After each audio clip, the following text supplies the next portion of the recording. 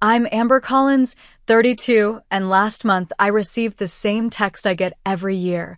Sorry, honey, not enough space for you at the Lake Tahoe retreat this year. Hours later, I discovered my parents had invited 118 people, all 6 of my siblings with their families, in-laws, cousins, and even friends of friends. For years, I've been the forgotten child despite my successful design career. The pattern was clear. The exclusion was deliberate. This year, I decided, would be different. Before I continue my story, drop a comment letting me know where you're watching from and hit subscribe if you've ever felt like the family outcast. Trust me, you'll want to see how this ends. The Lake Tahoe family retreat wasn't just any vacation. It was a treasured tradition started by my grandparents, Eleanor and Robert Collins, nearly 40 years ago. When I was little, Grandpa Robert would tell stories about how he and Grandma fell in love with the crystal clear waters and towering pines during their honeymoon. One day, he'd say with a twinkle in his eye, "This will be our family's special place." True to his word, they purchased the sprawling lakefront property when I was just 6 years old. That property became the backdrop for countless childhood memories. I remember racing down to the private dock with my siblings every summer morning, our laughter echoing across the water. My oldest brother Jake would organize elaborate scavenger hunts throughout the 10-acre property, while my sisters Amanda and Heather would help Grandma prepare enormous family meals in the rustic open kitchen. The twins, Blake and Brian, were always getting into trouble climbing the tallest pines, and my youngest sister Lily was Grandpa's shadow, following him around as he tended to the gardens. But it was me that Grandpa Robert would take on special artist walks around the property. He'd notice my love for drawing before anyone else did. "You see the world differently, Amber," he'd say as I sketched the mountains reflected in the lake. "You have a gift." He'd set up a small easel for me on the wraparound porch, and sometimes he'd sit silently beside me for hours as I painted, offering gentle encouragement. "Your art will take you places," Grandpa would say. "Don't let anyone tell you it's not a worthy path." When I announced my decision to attend art school instead of the business program my parents had selected, Grandpa and Grandma were my only supporters. My father, Richard Collins, CEO of a regional banking chain, made no effort to hide his disappointment. "Artists don't pay mortgages," he declared at dinner. My mother, Patricia, always his echo, nodded in agreement. The summer after my sophomore year of college, both grandparents passed away within months of each other. Their absence left a gaping hole in our family, but they'd made certain their beloved Lake Tahoe property would continue bringing us together. They left it jointly to my parents with a letter expressing their wish that the annual family gatherings continue. And continue they did, though the atmosphere changed. My parents took over organizing the retreats, turning what had been casual, joy-filled gatherings into increasingly formal showcase events.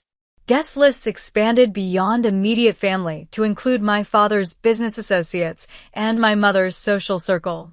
What was once a place of authentic connection became a networking opportunity. Despite my parents' disapproval of my career choice, I worked tirelessly through art school, taking on freelance graphic design projects while my classmates partied. By graduation, I already had an impressive portfolio and client list. Today, I run my own successful design studio with clients ranging from tech startups to established luxury brands. But my professional achievements never seemed to register with my parents.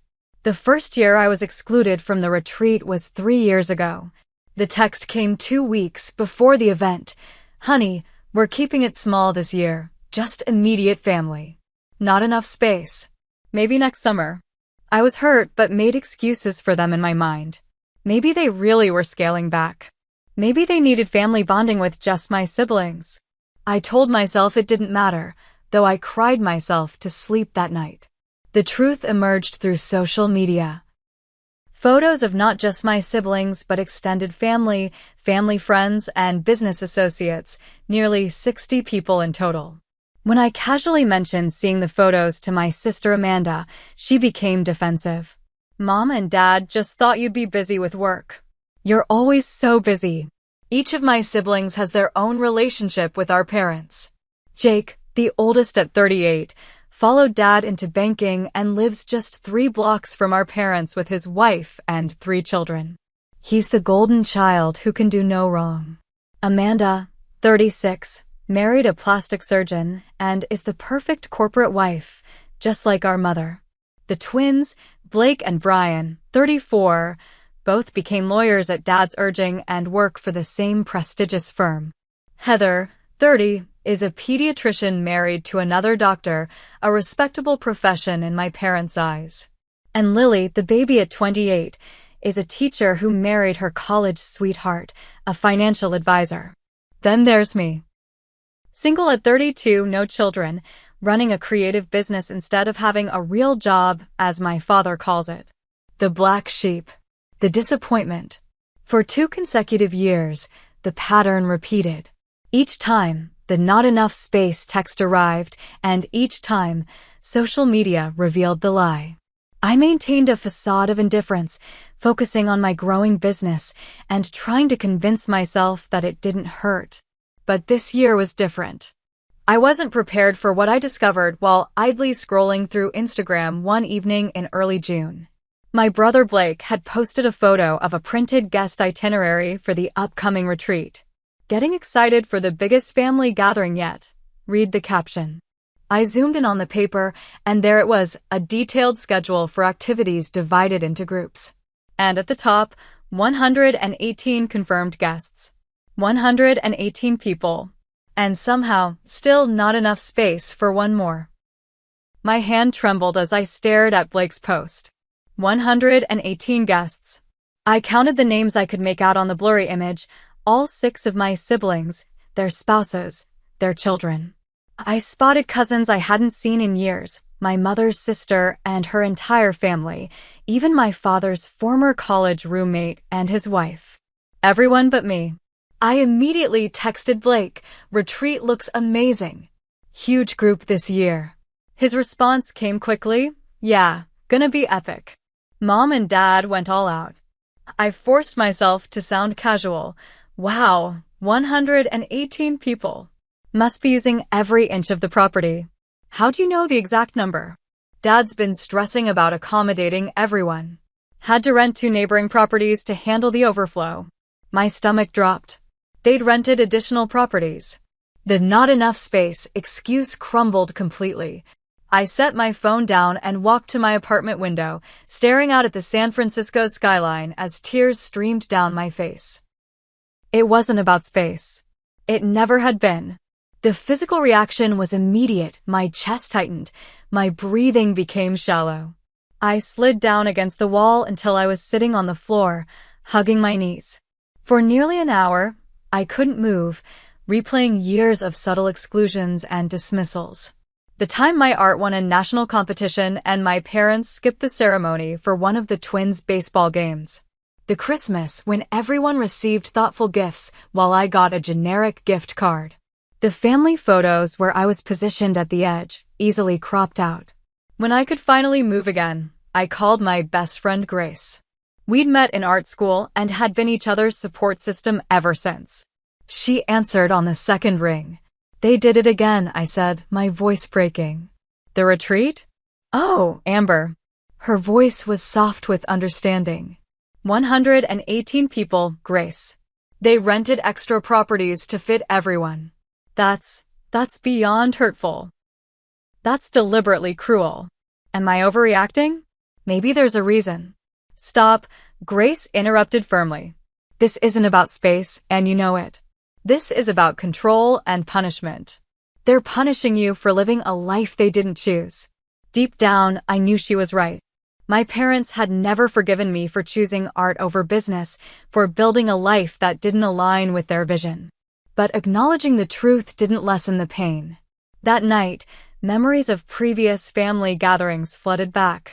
The Thanksgiving when my father introduced all my siblings' professional accomplishments, but described me simply as still doing her art thing. The Mother's Day brunch where my mother gushed about wanting more grandchildren, then looked at me and said, "Of course, you need to find a husband first." Always the subtle digs, the little reminders that I wasn't quite meeting expectations. Sleep eluded me. I tossed and turned, replaying conversations and imagining confrontations that would never happen. Around 3 a.m., I called Amanda, knowing she'd be up feeding her newborn. "Do you know I wasn't invited to Tahoe?" I asked without preamble. A pause. "Mom mentioned you were busy with work." "Did you question that?" "Did anyone ask me if I was busy?" "Amber, you know how it is. Mom and Dad handle the invitations. They invited over 100 people, Amanda. They rented extra properties." Another, longer pause. "Look, you know they don't really understand your lifestyle. Maybe if you made more effort to connect with them." "My lifestyle? You mean my successful business? My award-winning work?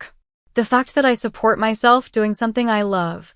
That's not what I meant," she backpedaled. "It's just, you're different. You always have been. Different doesn't mean I deserve to be excluded from my own family." "Maybe call Mom tomorrow," Amanda suggested weakly. "I'm sure it's just a misunderstanding." I hung up without responding. It wasn't a misunderstanding. It was a pattern, and I had been allowing it to continue. Morning came after a sleepless night, and with it, clarity. The sun streamed through my window as I made coffee, illuminating the awards and framed client testimonials on my wall. I'd built something meaningful on my own terms. I'd honored my grandparents' belief in me, and I'd been seeking approval from people who would never give it. An idea began to form, not of confrontation or pleading for inclusion, but of something entirely different. If my family couldn't make space for me, perhaps it was time to create my own space on my own terms. My first instinct was pure rage, to call my parents and finally unleash years of hurt, to post the truth on social media for our entire extended family to see, to show up uninvited at Lake Tahoe and force a confrontation. But as I sipped my morning coffee, staring at the photo of my grandparents on my desk, I knew those reactions wouldn't honor who I was or what they had taught me. When people show you who they are, believe them the first time, my grandmother used to say, quoting Maya Angelou. My parents had shown me repeatedly where I stood. No amount of confrontation would change that fundamental truth. Instead of letting anger consume me, I called Diane, my former professor turned mentor in the design industry. Over video chat, I poured out the whole story, my voice occasionally breaking. "I just don't know what to do with these feelings," I concluded. "I can't keep pretending it doesn't hurt." Diane adjusted her iconic red glasses and leaned closer to the camera. "You're a creator, Amber. When faced with destruction, creators build. When faced with exclusion, they include. When faced with pettiness, they respond with magnitude. What exactly are you suggesting?" "If I were you," she said with a small smile, "I'd channel this energy into creating something magnificent, something that would make your grandparents proud and remind you of your own worth." After our call, I found myself researching luxury properties around Lake Tahoe. If my family could rent additional properties, why couldn't I? I wasn't trying to compete, exactly, but the idea of creating my own retreat, my own tradition, suddenly felt empowering. That's when I stumbled upon it, Emerald Bay Estate, a stunning property just 15 minutes from my family's place. 6 bedrooms, panoramic lake views, private beach access, and notably, currently available for the exact week of the family retreat. The rental price made me wince, but I had been saving for a down payment on a condo. This felt more important. The next day, I had lunch with my client Rachel, who owned a successful event planning business. I designed her brand identity and website the previous year, and we'd become friends in the process. "You're really going to do this?" she asked after I outlined my idea. "Create an entire alternative retreat?" "Not just any retreat," I explained, my excitement building. "A Creative Minds retreat. I could invite friends, clients, fellow designers, people who appreciate creative work. We could have workshops, outdoor activities, amazing food, everything my grandparents' retreats used to have before they became my parents' networking events." Rachel's eyes lit up. "I love it. And I want to help." This is literally what I do for a living. We spent the afternoon brainstorming. Rachel suggested local chef she'd worked with who could create gourmet meals. I thought of artists and designers who could lead workshops. We mapped out potential activities. Sunset yoga on the deck, boat tours of the lake, hiking expeditions, evening bonfires with music and stories. You'll need a website and social media presence, Rachel said. Make it look professional, exclusive even. I can handle that part, I smiled, already envisioning the design. Over the next week, I secured 2 weeks of vacation time from my studio, transferred a significant portion of my savings to cover the initial deposit on the property, and created a stunning digital invitation. The invite list took careful consideration. Grace was first, of course. Then other close friends from art school and the design world. Clients who had become friends over the years. My roommate from college and her husband. After some deliberation, I also decided to invite Heather and Jake, my 2 siblings who had occasionally shown support for my career and who might appreciate the olive branch. With each name I added, my excitement grew. These were people who valued me for exactly who I was, not who they wanted me to be. People who celebrated my successes rather than diminishing them. People who made space for me in their lives. I built a website for the retreat, complete with stunning imagery of the property, detailed descriptions of the planned activities, and professional biographies of the workshop leaders I'd secured. I created private social media accounts that attendees could follow for updates. Everything was designed with the attention to detail and aesthetic sensibility that had built my reputation in the industry. Of course, doubts crept in during quiet moments. What if no one came? What if the people I invited saw it as a sad attempt to create a substitute family? What if the whole thing was a financial disaster that left me broke and embarrassed? But each time these thoughts surfaced, I reminded myself of what was at stake, my self-respect, my agency, my refusal to continue accepting exclusion as my due. I couldn't control my family's actions, but I could control my response to them. And I chose to respond by creating something beautiful. 2 weeks after Blake's revealing Instagram post, I had confirmed 22 guests for my Creative Minds retreat, scheduled for the exact same week as my family's gathering. Heather had accepted with enthusiasm, writing, "This sounds amazing, Amber. So much more my speed than the formal family thing." Jake had declined with a kind note explaining that he couldn't miss the family event with his kids involved, but he appreciated the invitation. As I finalized the details, I felt something I hadn't experienced in relation to my family for years, not anger or hurt, but a calm sense of purpose. For the first time, I wasn't reacting to their exclusion. I was creating my own inclusion. Securing the Emerald Bay estate turned out to be just the first step in a process more complex than I'd anticipated. The property was magnificent, a modern architectural masterpiece with floor-to-ceiling windows that framed Tahoe's azure waters, a gourmet kitchen that would make any chef envious, expansive outdoor living spaces, and even a private dock with 2 boats available for use. But turning this stunning space into the retreat I envisioned required attention to countless details. Rachel became my co-conspirator, leveraging her event planning connections to secure services at friend rates. Together, we contracted a local catering company specializing in farm-to-table cuisine, arranged for daily housekeeping, and even hired a professional photographer to document the experience. People should see what you're creating, Rachel insisted. Not just your family, but everyone who's ever been made to feel not enough. Each day after finishing my client work, I'd spend evenings planning workshop materials and coordinating with the artists and designers I'd invited to lead sessions.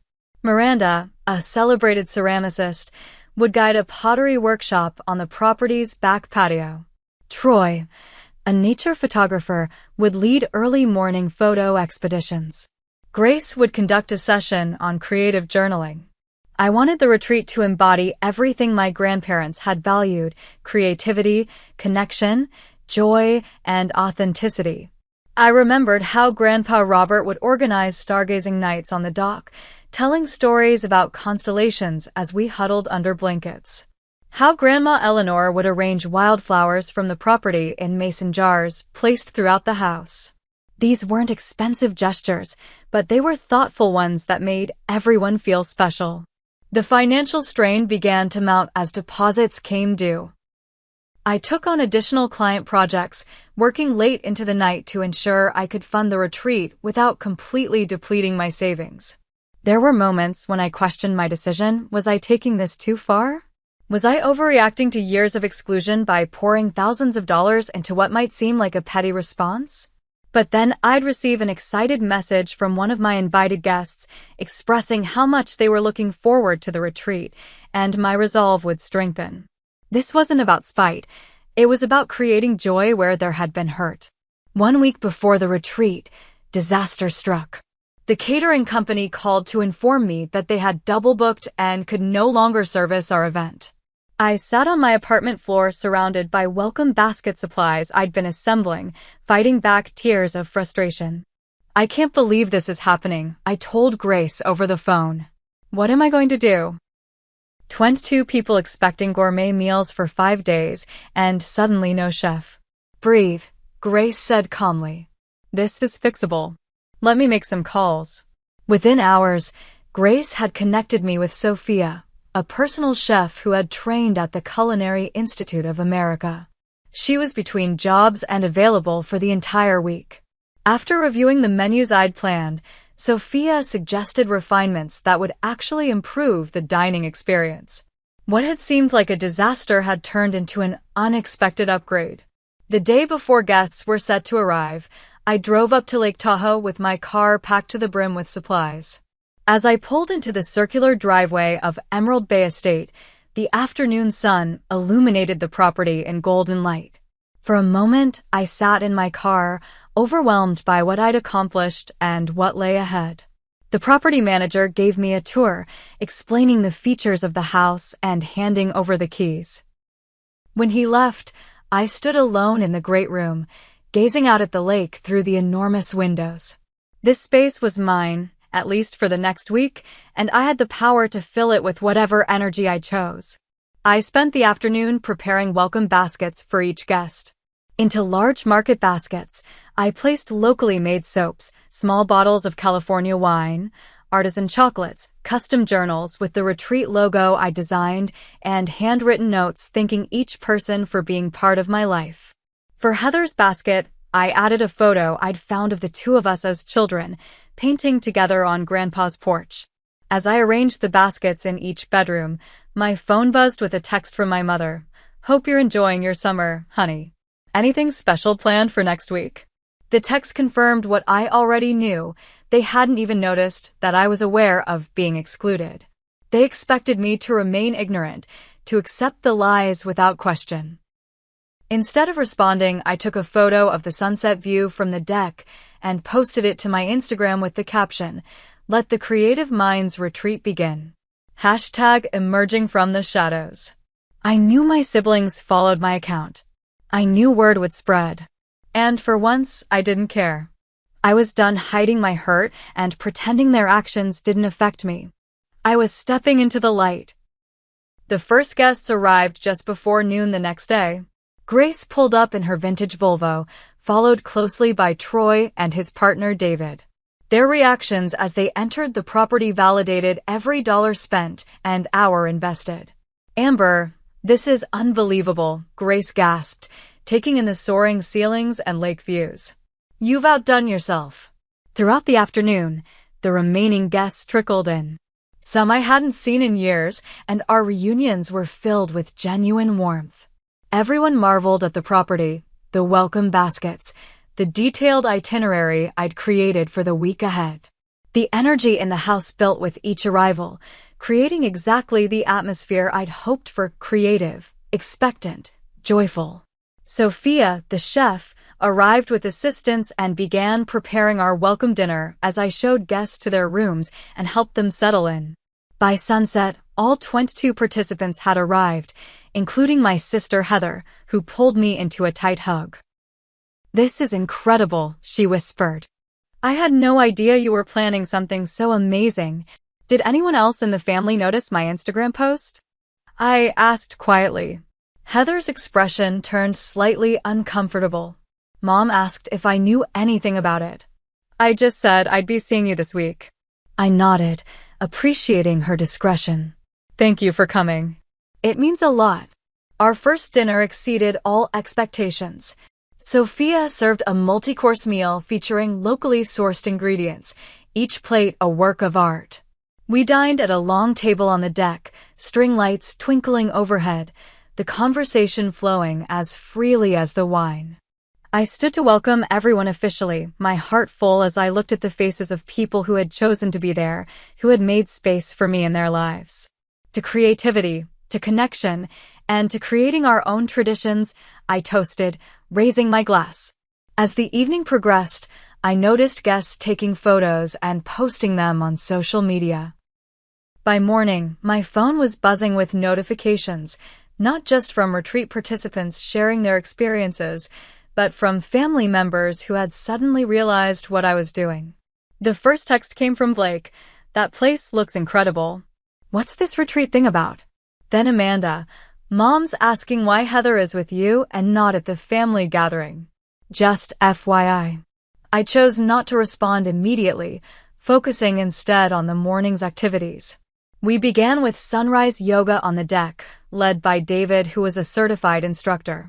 After a breakfast of fresh fruit and homemade pastries, Troy led the first group on a photography hike, while Miranda set up her pottery wheels on the patio for the remaining guests. Throughout the day, I was too busy and genuinely engaged to check my phone often, but when I did, the messages had multiplied. My brother Brian had texted, "Saw your posts. Looks amazing. Didn't know you were planning something for this week." The subtext was clear. He was wondering why he hadn't been invited. The most surprising development came on the third day of the retreat. We were returning from a boat tour of the lake when I spotted an elegant older woman waiting on the dock. It took me a moment to recognize my grandmother's sister, Eleanor, after whom I had been named. "Great Aunt Eleanor, what are you doing here?" I exclaimed, helping her to her feet. "I saw photos of this place on that Instagram thing," she said, waving her hand dismissively. Recognized the view. "I was supposed to be at your parents' gathering, but this looked far more interesting." At 84, Great Aunt Eleanor had always been the family rebel, traveling the world as a journalist when most women of her generation were expected to stay home. She had been close to my grandparents and had always shown special interest in my creative pursuits. That evening, Eleanor and I sat on the deck, after most guests had retired, sharing a bottle of her favorite scotch. "Your grandparents would be proud of you," she said suddenly. "Not just for this," she gestured at the property, "but for staying true to yourself despite Richard and Patricia's disapproval." "You know about that?" I asked, surprised. "Of course I do. I've watched them favor your siblings for years." Robert and Eleanor saw it too. It broke their hearts. The validation from someone who had known and loved my grandparents brought unexpected tears. "I've tried so hard to earn their approval," I admitted. "Some people's approval isn't worth earning," Eleanor said firmly. "Your grandparents understood that creativity isn't just a career choice, it's a way of seeing the world. They saw that in you from the beginning."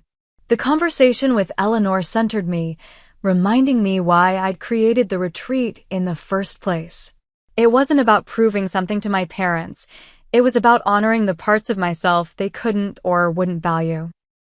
The next day, as we were gathered for lunch, my phone rang with my mother's number. I let it go to voicemail, but she called again immediately. On the third call, I excused myself and answered. "Amber, where are you?" My mother's voice was tight with controlled anger. "Eleanor was supposed to arrive at the retreat yesterday, but she's not answering her phone." "She's here, Mom." "With me." A long silence followed. "What do you mean with you? Where is here?" "I'm hosting my own retreat this week. Great Aunt Eleanor decided to join us instead." "You're in Tahoe?" The shock in her voice was almost comical. "But we told you there wasn't enough space." "I know exactly what you told me," I interrupted, keeping my voice level. "And I know you invited 118 people and rented additional properties." I decided to make my own space. Another long pause. We need to talk about this. Your father and I are coming over. Before I could protest, she had hung up. I returned to the group, trying to maintain my composure, but Grace immediately noticed something was wrong. My parents are coming here, I explained quietly. They just found out where I am. Grace squeezed my hand. We've got your back. All of us. An hour later, my parents' Mercedes pulled into the driveway. I met them outside, not wanting to disrupt the workshop currently happening in the great room. My mother looked me up and down, taking in the property behind me with narrowed eyes. What exactly is going on here, Amber? I'm hosting a creative retreat for friends and colleagues, I replied calmly. Since I wasn't welcome at the family gathering, I made alternative plans. Not welcome. My father's face reddened. We simply said there wasn't enough space. For one person, I finished for him. While you invited 118 others and rented extra properties. Let's not pretend this was about space, Dad. My mother's expression flickered between anger and embarrassment. We thought you'd be busy with work. You're always so focused on your projects. My projects are my career, Mom. A successful career that you and Dad have never acknowledged. The words I'd held back for years finally emerged, not in an emotional outburst, but as stated facts. You've excluded me from family events for 3 years running. You've diminished my accomplishments while celebrating my siblings. You've made it clear where I stand in the family hierarchy. My father started to speak, then stopped, looking past me at the house. Through the windows, the retreat participants were visible, engaged in Miranda's clay workshop, laughing and creating together. Who are all these people? He asked. People who value me, I said simply. Friends, colleagues, clients. People who make space for me in their lives. And Heather's here too, I added, watching their expressions shift. She chose to come to my retreat instead of yours. My mother's face crumpled slightly at this news. Amber, if you felt excluded, you should have said something. Would it have made a difference? I asked quietly. For the first time in my adult life, I saw my father at a loss for words. He looked around at the magnificent property, taking in what I had organized, what I had created from their rejection. Perhaps we should talk about this privately, he finally said. No, I replied firmly. I'm hosting an event. My guests deserve my attention. If you'd like to join us for dinner tonight, you're welcome to. As guests, not as parents coming to reprimand their child. They exchanged glances, clearly unused to this version of me, confident, established, setting boundaries. Dinner is at 7, I added, then turned to go back inside. Amber, my father called after me. I paused but didn't turn around. This is impressive. What you've done here. It wasn't an apology, but coming from Richard Collins, it was significant. I nodded once and continued into the house, where my chosen family waited. My parents did come to dinner that night. They were stiff and uncomfortable at first, but Great Aunt Eleanor's presence helped ease the tension. They met my friends, heard about my professional accomplishments from others' perspectives, and witnessed firsthand the respect I commanded in my world. By the end of the evening, something had shifted, not dramatically, but perceptibly. As they were leaving, my mother said, "Next year, we'll make sure there's space for you at the family retreat." I smiled politely but made no promises. I had created something too valuable to abandon. Over the next 2 days, texts trickled in from my siblings. Reactions were mixed. Brian seemed offended he wasn't invited, while Lily was simply confused.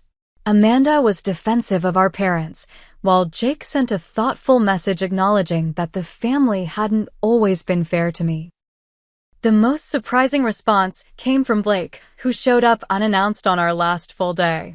I told Mom and Dad I needed a break from the chaos, he explained. But really, I wanted to see what you've created here. It looks amazing online.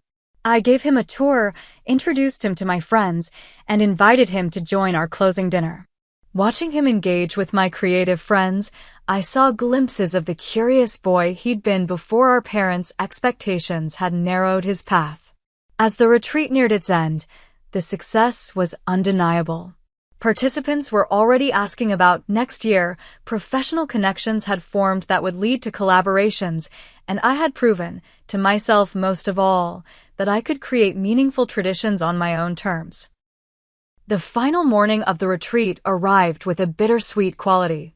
As guests enjoyed a leisurely breakfast on the deck, I noticed a familiar SUV pulling into the driveway. My parents had returned, this time with my sister Amanda in tow. I excused myself and met them outside, determined to maintain the boundaries I'd established. "We thought we'd help you pack up," my mother offered, her attempt at a casual tone falling flat. "That's not necessary," I replied. "We have everything handled." Amanda stepped forward. "Amber, can we talk?" "Privately." I hesitated, then nodded, leading them to a secluded corner of the property's garden. The morning sun filtered through the pines, creating dappled shadows on the ground between us. "This has gotten out of hand," Amanda began. "You've made Mom and Dad feel terrible." "That wasn't my intention," I said honestly. "I simply decided to stop accepting exclusion as my due." "There was a misunderstanding about space," my mother started. "Mom," I interrupted gently but firmly, "we both know it wasn't about space. It's never been about space." My father, unusually quiet, finally spoke. "You're right." The simple admission hung in the air between us. My mother looked at him in surprise. "You're right," he repeated, meeting my eyes directly. "We've favored your siblings. We've dismissed your career. We've excluded you because we've been disappointed that you didn't follow the path we wanted for you." His honesty, however painful, was refreshing. "Thank you for acknowledging that," I said. "But this," he gestured toward the house, "this event you've created, with these successful people who clearly respect you, it's made me realize we've been wrong." My mother dabbed at her eyes with a tissue. "We didn't understand your world, Amber. It seemed so unstable compared to what your siblings chose." "You never tried to understand," I pointed out. "You never came to my gallery showings or asked about my clients or celebrated my achievements." "You're right about that too," my father admitted. "And he stumbled over the words, "I'm sorry."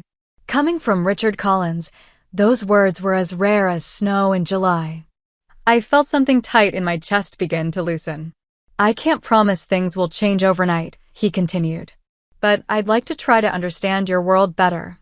Amanda looked between us, clearly uncomfortable with our father's uncharacteristic vulnerability. "So, will you come to the family retreat next year?"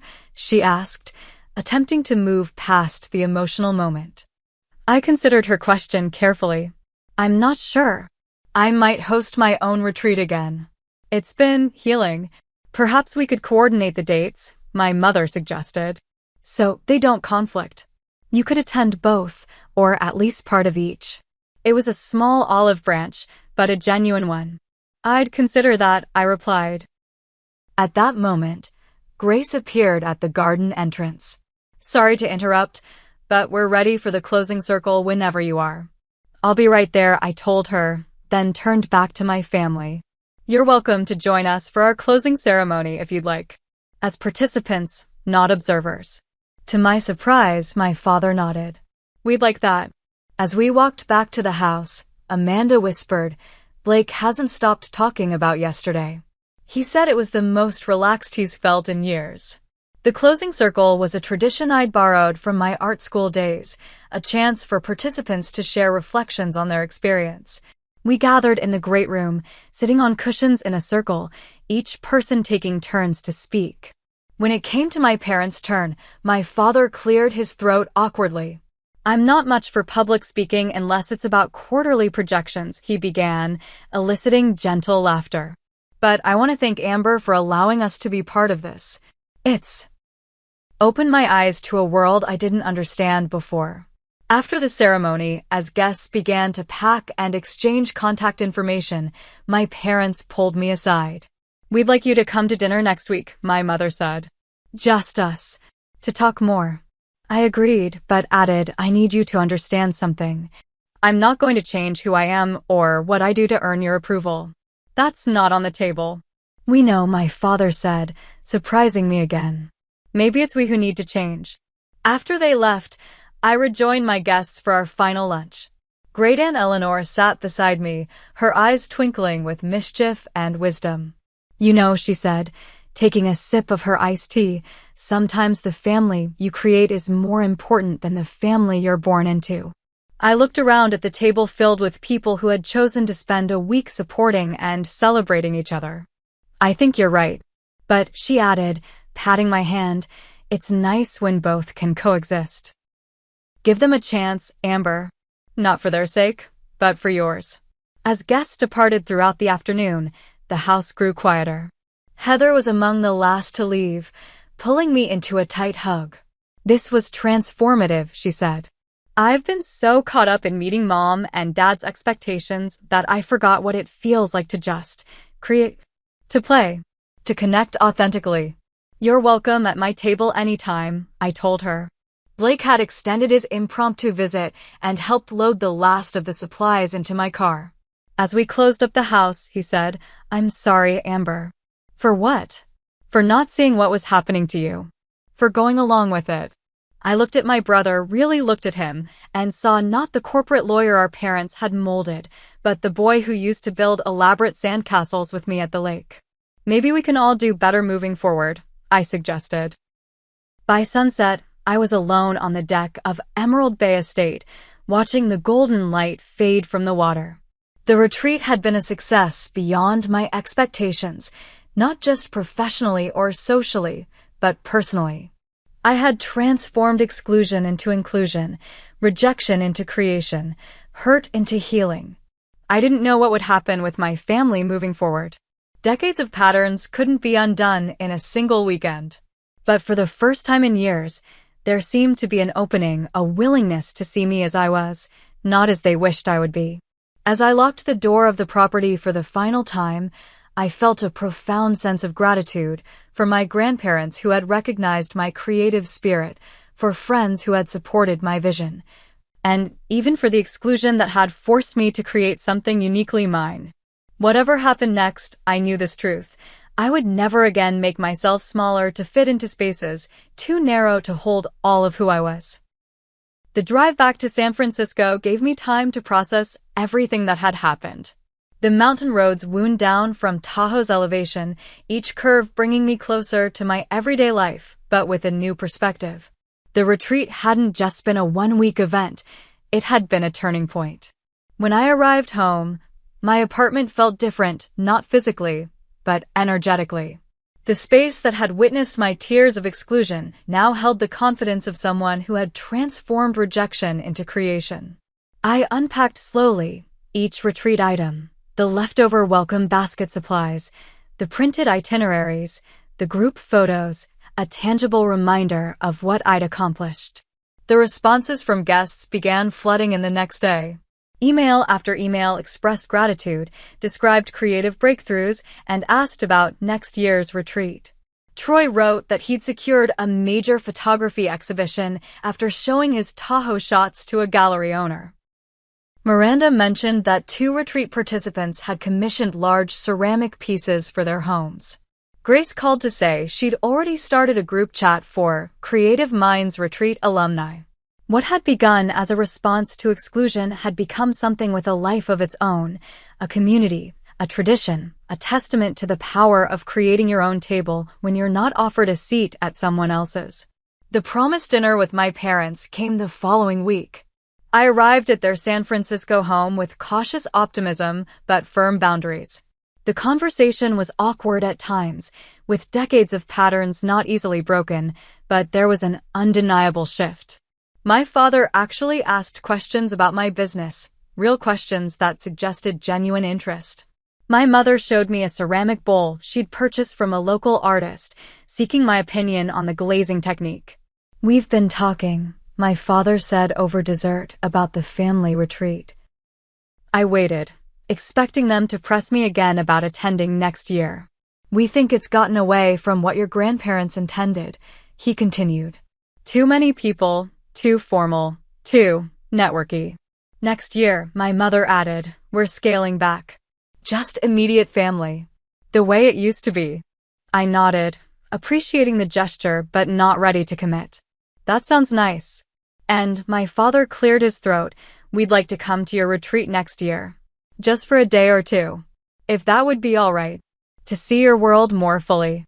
The request surprised me. Richard and Patricia Collins voluntarily entering a space filled with artists, designers, and creative entrepreneurs. It wasn't an apology for years of exclusion, but it was a step toward understanding. I'd like that, I said simply.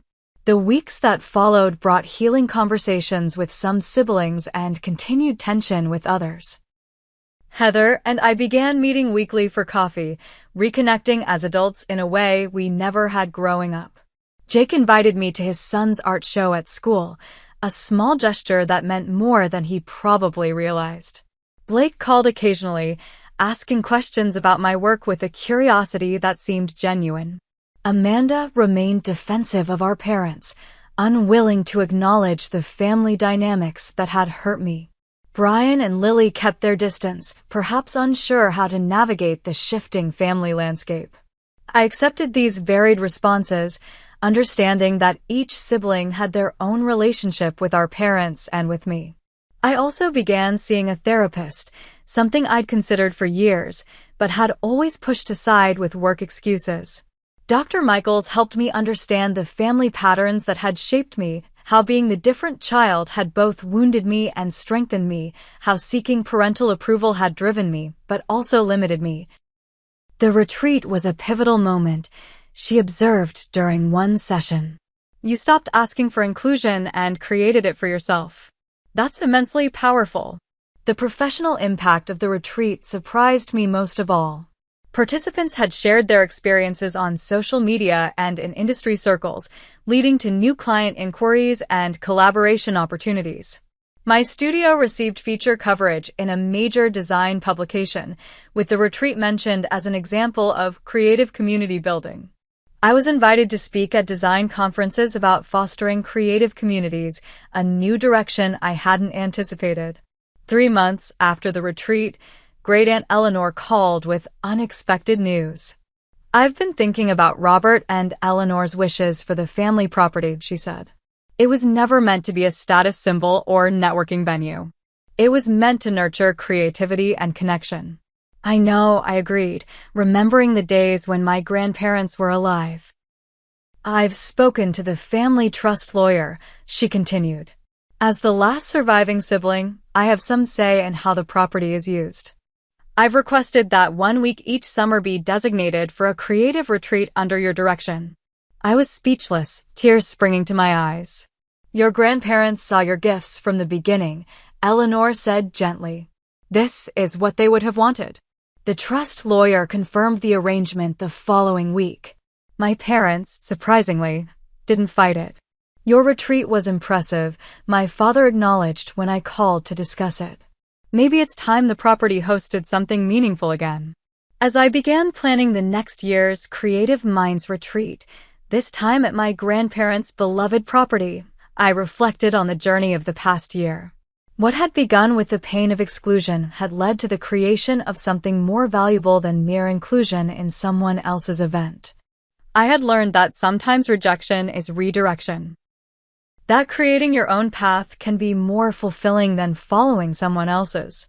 That chosen family can be as meaningful as biological connections, sometimes more so. Most importantly, I had learned that my worth wasn't determined by my parents' approval or my siblings' acceptance. It was inherent, expressed through my creative work, my authentic relationships, and my courage to stand firmly in my truth. The family dynamics weren't perfectly healed, such deep patterns rarely are, but there was movement, awareness, the possibility of change.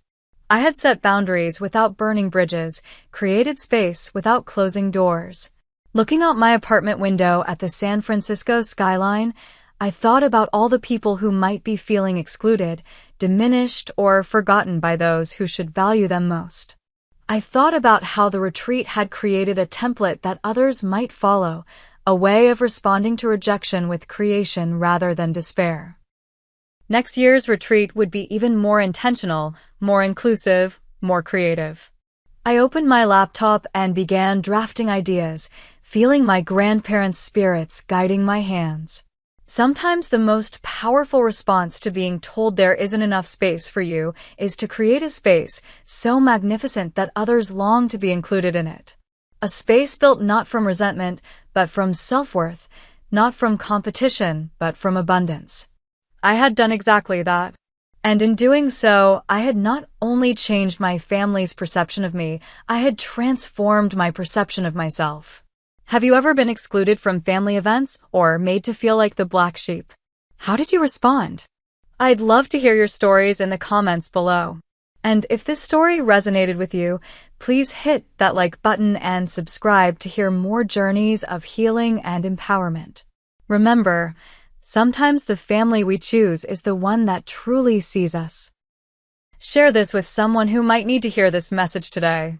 Thank you for watching, and remember, your worth isn't determined by those who can't see it, but by your courage to honor it anyway.